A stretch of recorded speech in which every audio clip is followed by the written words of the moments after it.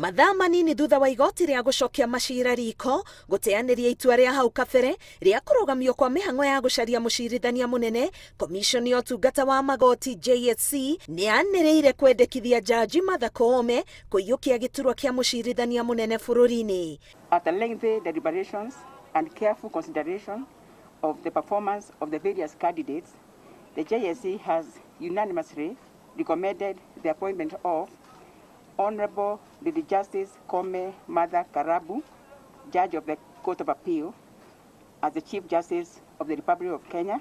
Koome nĩ ũmwe harĩ ahũranĩri 10 arĩa mathũrimĩtwo nĩ JSC, atatũ harĩ 10 acio marĩ atumia.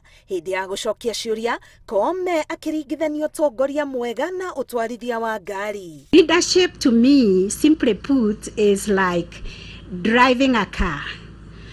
Whoever sits on the driver's seat, so long as you have the proficiency of driving, you have a driver's license, you know how to drive the car will go.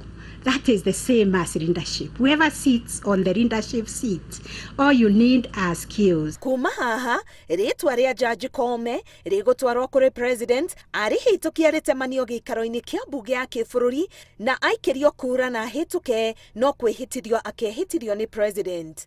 Ahĩtũka ikĩro ici, Koome agũtuĩka mũtumia wa mbere kwĩgwatĩra gĩturwa kĩa mũcirithania mũnene bũrũri-inĩ. Ngĩribotera Inooro TV, Getwo Karo Kĩnyugo Mwaũra.